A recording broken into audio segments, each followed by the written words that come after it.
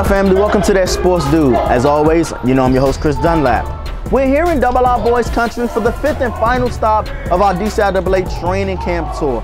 I appreciate you guys keeping a lock right here to TSDN throughout this week of our DCIAA football training camp tour. I don't take it for granted that you guys have stuck around with us throughout this week. I know that you guys have enjoyed it as I have, and we're excited to talk about Roosevelt. Not only are they another Unison brand team, but they're a team that I think can really make a championship run. So the question will be, is Roosevelt title ready? That's going to be the question this year for Theodore Roosevelt, I think. If they are title ready, the one thing that's going to lead them, I think they're going to do some really big things offensively. I think they have the potential to do some big things offensively coming into this 2021 season. They got a big three, especially you guys know a lot about basketball.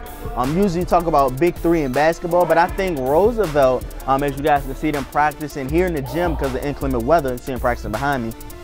I think they have a big three offensively, and I think they're gonna be able to do some really good things if these three show out. Like I think that they have the potential. I think Roosevelt has an opportunity to be really potent on offense. First, I'll start at QB1, Carrie Burns Jr., also known as KJ. I said this in 2019 about KJ, and I'll say it again right now. I said this 2019 while he was a sophomore at H.D. Woodson.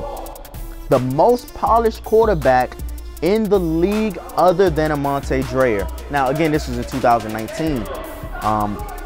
I've seen KJ not only throughout that year, but leading into that year.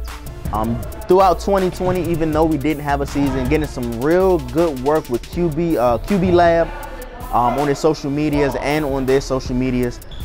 Just a really polished quarterback. I think his dad told me he's been playing quarterback since he was a young man, since he was a little kid, at youth ball. So I really think KJ has an opportunity to have a big year, as I think he is right now, probably the most polished quarterback in the league now that Amante Dreyer has graduated. So I wouldn't be surprised to see KJ have a really big year, have a really breakout year. Though it might not happen until mid-season, especially not having his junior year, which would have been his first season under center here at Roosevelt. I think not having that 2020 season, which would have been a big learning year for him. I think coming into this year, it might take him a few games to really hit the ground running, but once it clicks, I think it's going to click in a big way. Now, another guy I want to talk about, I think 2020 was going to be a breakout year for this young man because he showed flashes of potential in 2019. I'm talking about wide receiver Winston Page. And you guys can actually, next week, you guys can check out Winston's episode of Amplified. That's our Mic'd Up series if you guys want to check that out. You'll be able to check that out next week. But Winston Page, consistently in 2019, consistently made big catches, was among the league leaders in receptions and yards and touchdowns in 2019. So I think Winston Page will be KJ's go-to target. I think Winston is going to be pretty much anything that KJ needs. Big body receiver so he can go across the middle and if jump ball in the end zone. I think he can really good route runner, can run every route, and really strong hands. He actually made a catch in 2019 against McKinley Tech early in the season, which really opened my eyes to him. Made a big catch on the sideline, and it actually would have been good on Sunday. So I think Winston Page is one of those players who's going to have a really big breakout year and is going to solidify himself as one of the top receivers in the league. So I'm expecting a big year from him, and especially with KJ, like I said, Carrie Burns Jr., with me thinking if I believe that it's not really going to click for KJ until around league play begins. So having that safety blanket of a really good, solid receiver in Winston Page, I think is going to do a lot for him. And these two have been working, again, with QB Lab, and they've been building their rapport and their synergy throughout the offseason in 2020. So I have no doubt about it that this will be a really lethal quarterback-receiver duo. Even if it doesn't really materialize until mid-season, I think it's really going to be exciting for Roosevelt. Now, the next of that offensive big three that I want to talk about, John Pratt. As a freshman Remember this, in 2019 as a freshman, 3rd in the league in rushing with 4 100-yard games. Most notably, 166 yards against Wilson. You guys can actually check that out right here on TSDN. 166 yards. I mean, 4 100-yard games. 3rd in the league in rushing as a freshman. As a freshman, that's a big deal. Just under 800 yards. That's a big deal. 4 100-yard games, 3rd in the league in rushing as a freshman. And when I was up here last week at the beginning of training camp, man, he looks good. He looks really good. I expect him to have a 1,000-yard season. I really think, especially early on in the season, while KJ and his receiving core is really finding themselves, I think they'll do a lot of boom. I think they'll do a lot of handing off, and they're gonna feed that almost 1,000-yard that would have been a sophomore sensation, but now it's gonna be a junior sensation, I believe, in John Pratt. I think it'll be between him and Kayvon Sneed as for the DCIAA rushing title. I do believe Kayvon Sneed is going to lead the league in rushing, but I wouldn't be surprised if John Pratt is right there nipping at his heels for that rushing yard crown. But again, I think John Pratt can definitely do some big things for this Roosevelt team offensively. Showed lots of glimpses, like I said, 4 100-yard games, big stocky back. And has only gained muscle throughout the offseason and during the down year in 2020. So I wouldn't be surprised to see him have a really big breakout year, and then going into his senior year have another big year as well. So I think offensively, I think if these 3, KJ Burns Jr., Winston Page, and John Pratt, I think if those 3 can have really, really big breakout years, and it really materializes offensively for Roosevelt, I think those 3 can do a lot of big things for this offense. Now, they have some key defensive pieces too that they returned from the 2019 season. The 2 of the main pieces that really stuck out to me, cornerback Antonio Wilkins and strong safety Jamal Edwards. These are 2 pieces that they can really build their defense around. Actually, no, let's start with Jamal Edwards. Edwards is an in-the-box safety, but athletic enough to cover, and also has a nose for the football. If you guys go check out his highlight tape, man, he absolutely jumps off the screen with the type of plays that he's able to make. As a sophomore in 2019, he actually was a starting sophomore. 62 tackles, 2 sacks, 4 interceptions as a strong safety. I mean, all over the field.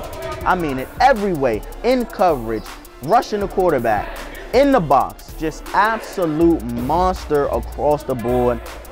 Made some really good things happen for this Roosevelt defense. And in that playoff loss they had in 2019 against Dunbar, that's the game that really stuck out to me, where he really made some really good plays, tackles for losses, was really all over the field for Roosevelt. So I think if he is able to have another big year, he can only build on what he did as a sophomore in 2019, but if he's able to have a big year, along with Antonio Wilkins, I think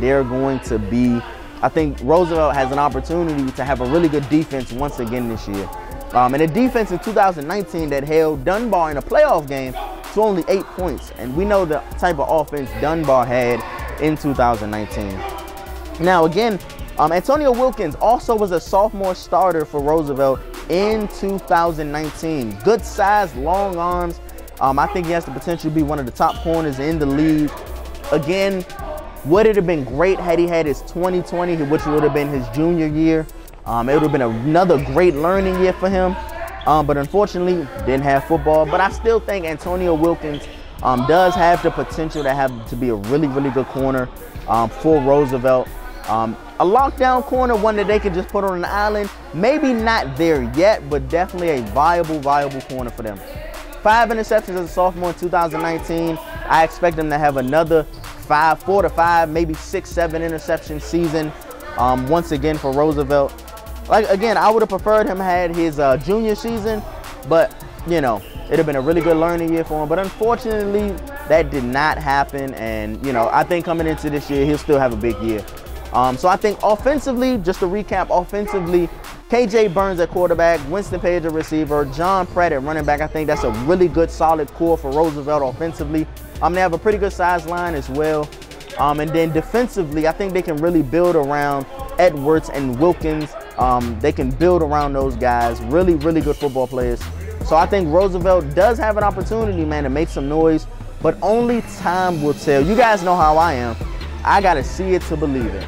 So after this break, we'll get a little more insight. We'll talk to Roosevelt head coach Chris Harden and QB1 KJ Burns Jr. to find out what they think this season has in store for the Double R Boyz. So make sure you guys keep it locked right here to TSDN. You're watching our 2021 DCIAA Training Camp Tour.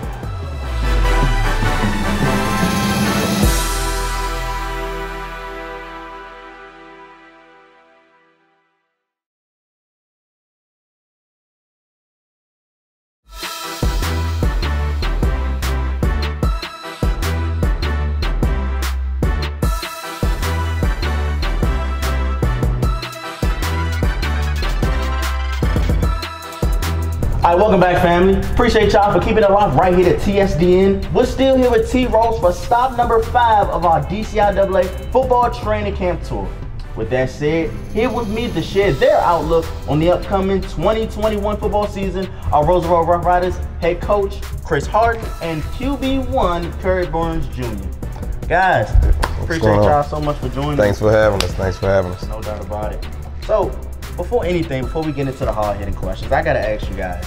I know you guys love football just like I do. How does it feel to finally be back on the field after this last 18 or so months? Well, for me, man, it's just an excellent feeling, man. I'm happy to be back. That year and a half off, man, it was torture for me, you know what I mean? I played football since I was 6 years old. So that was the first year not to be around football in 30-something years, you know what I mean? So that it was hard for me, and the biggest thing that was hard for me to get over was, you know, getting calls from my kids about, Coach, why we ain't playing? Coach, you hear anything? And we seeing and watching other people in high school play around the country, and even watching little leagues play around the country when our kids just had to suffer, you know what I mean? So that was the hardest thing to witness, watch, and go through as a coach. And, you know, to be back and to see the smiles on these kids' face, man. Oh, man, yeah, it feels like I won a championship already, you know what I mean? So that's my take on it, man. I'm just happy to be back, ready to get going. Yeah, what about you, KJ? How's it feel to be back? I feel great. Just noticing that I've been gone for a whole year and Corona messed it up, you know. I missed my junior year and missed my freshman year also, so it's hard for, you know, kids who are trying to get the looks that they needed. And just to be back on the turf, being able to put this back to work, it feels great knowing that the team I got is tremendously beautiful and nice. Yeah, we're gonna actually get into that, man. So, but before that, Coach Chris, so we talked about this a few months back when we were setting up this interview, and you mentioned that 8-0 playoff loss against Dunbar back in 2019. Add in not being able to play in 2020, and, you know, especially we talked about before how good of a team you think you guys were gonna have. How has that loss in 2019, in addition to not playing in 2020, motivated your team so far in training camp? Oh, man, I mean, it motivated us big time, man, because it's like we got an extra year to go back and watch that film even more, man. It hurts, man. Every time you look at it, you're like, God, we was 8 points away from the Turkey Bowl, and Dunbar, you know, successfully went on and won the Turkey Bowl. So it was like me telling my guys, like, we can do this, you know what I mean? Like, we lost by 8 points to the team that won it, to the Turkey Bowl champions, you know what I mean? So it was like, guys, it's all about what y'all put into it now, you know what I mean? And last year, we was real excited. You know, KJ came over. We had a couple of other guys come over. So we was like, oh, man, we might added that firepower we need to get over that 8-0 hump. You know what I mean? Like, we struggled offensively to get, you know, some offensive firepower, and we was excited. You know what I mean? We got new offensive-minded coaches that came in. They came along, and some other players came along. So we was real excited about last year. And then when COVID hit, it was like, oh, like, man, we back to where we were. It was almost worse than the 8-0 loss. Now we lose 0-0. So that hurt even more, man. But I think my guys is pretty motivated even more this year. And like KJ said, a kid like KJ that lost 2 years of high school sports, we have other kids that lost a year or 2 years too, so they even more hungry, and I feed to them every day, like, this is it, you know what I mean? This would make or break you. This could be your last year ever playing football again. Everybody don't make it to college. Everybody don't play in college. So, you know, I think these guys are really motivated, and like me being a graduate from Dunbar and winning 3 Turkey Bowls myself, you know what I mean? Being 4 years, I tell them it's nothing more exciting than playing in the Turkey Bowl. Nothing. It's nothing more exciting than it. I know guys to this day, including myself, that after the Turkey Bowl, we still talk about it, you know what I mean? Yeah. It's guys I know that played in the NFL that didn't even get a chance to go to the Turkey Bowl, and they tell me all the time, man, I just wish I would have went to the Turkey Bowl, you know what I mean? So it's a big thing, and I think my guys is hungry and motivated for it. All right, KJ, Coach Chris just mentioned it, you know, last year, you know, you lost that season, which would have been your junior year, and your first year under center QB1 up here at Roosevelt. But, you know, COVID happened, you know, what can you do? Mm-hmm. So how have you, Winston, and the rest of your receiving corps worked on your timing and your synergy coming into this year after, you know, not having 2020 as a real growing and learning year for you guys? How have you worked on it? Well, we've worked on that by taking the off season, being able to put in different type of schemes. Also, 7-on-7 was a key factor in it. You know, with the QB lab and stuff like that, we were able to go as a team and, you know, dominate other teams and being able to build and expand our force. So with that being said, kids like Winston, Maul, Nemo, and other kids that we have in our receiver corps, we were able to build such a bond, and now it's so much easier while we step on the field because now we know what to do and it's more discipline. And that's one thing, I actually spoke to Winston not too long ago, and that's one thing he mentioned about how you guys have come closer together, not only as, you know, players on the field, but as brothers, you know, outside of football. How has that helped in you guys' how you think that's going to help you guys' performance on the field? Well, I feel like chemistry and, you know, brotherhood will always be part of a team. So with that being said, us being able to, you know, connect outside of football just shows that it's more than football, and just knowing that we will always have each other back no matter what. So I really appreciate how he looks at it like that, and hopefully, you know, other teams are influenced by that to be able to do the same thing with themselves. Absolutely, absolutely. So Coach Chris, man, before we wrap this up, in 2019, you know, I want to take your mind back. Don't want to take the picture. 2019, this was a young team, one of the more younger teams in the league. Right. But here in 2021, it's one of the more mature leagues. I mean, one of the more mature teams in the league. With the additions, a strong returning core from 2019, and some of the things that you guys would have had last year, what should we expect out of this year's version of the Double R Boyz? I mean, hungry football, man. My coach is hungry, my guys hungry. We real hungry. Like I say, man, we got that 8-0 painted in our head, man. We know 8 points away from the Turkey Bowl is big. So you're gonna see a different level of football from us, man. We hungry. We go by saying we respect all, but we fear none. You know what I mean? We coming at everybody, man. And it's not to disrespect anybody. Like, you know what I mean? We playing with no regards, man. You know, I got a little heat because people like, man, you put HD Woodson as your homecoming. And like I say, it's not the disrespect HD Woodson, it's just, man, it's a motivation game, man. It's a game we want our guys to be motivated. We're gonna have fun, win, loss, or draw.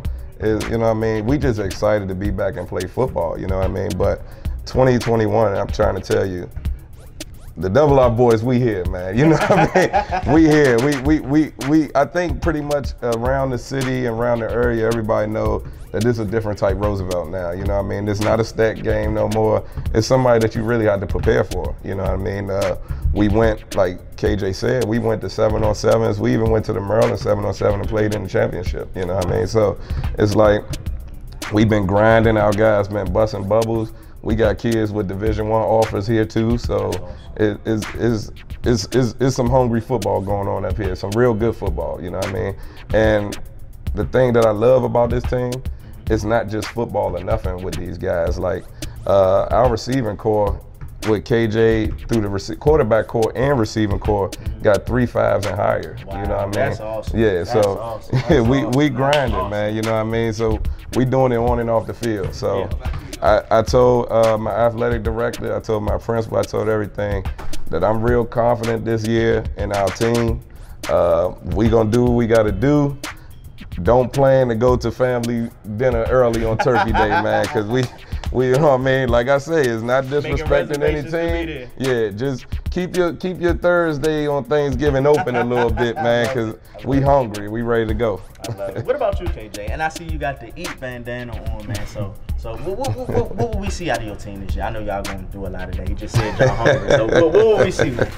We coming in with a chip on our shoulder, and just knowing that we gonna come at everybody. Not to be disrespectful, like Coach said, but we're gonna ball out, be disciplined, and come fast. And the thing is, with such a time of us missing a whole year, it's a lot of dudes that's willing to get that look, that scholarship, and really want to get into school. So we're gonna do what we gotta do, and hopefully, we can take it to the Turkey Bowl and do what we gotta do. I hear you. Well, yeah, I feel like a lot of coaches and stuff be saying, man, Rose, all y'all want was gravy bowls. Y'all want gravy bowls. So when we so it's like, we got the gravy now, so now it's time to get the main dish. You know what I mean? We got a closet full of gravy, so now it's time to get the main dish. You know what I mean? Well, Coach Chris, as always, my friend. Most definitely. Appreciate you joining me. KJ, I can't wait to see the season you have, man. All right, don't be surprised if you guys see Roosevelt in a position, like Coach Chris just said, in position for that Turkey Bowl title on Thanksgiving morning. Make sure you guys subscribe right here to TSDN. Make sure you hit the bell as well so you don't miss any of our DCIAA training camp or DCIAA football season coverage. We got you covered every single week throughout the entire season. And we're going to a few additional sports as well. So this is going to be your #1 media source for all DCIAA sports. And you do not want to miss a second of the action. So on behalf of Coach Chris, KJ, and the Theodore Roosevelt football team, I'm your host, Chris Dunlap.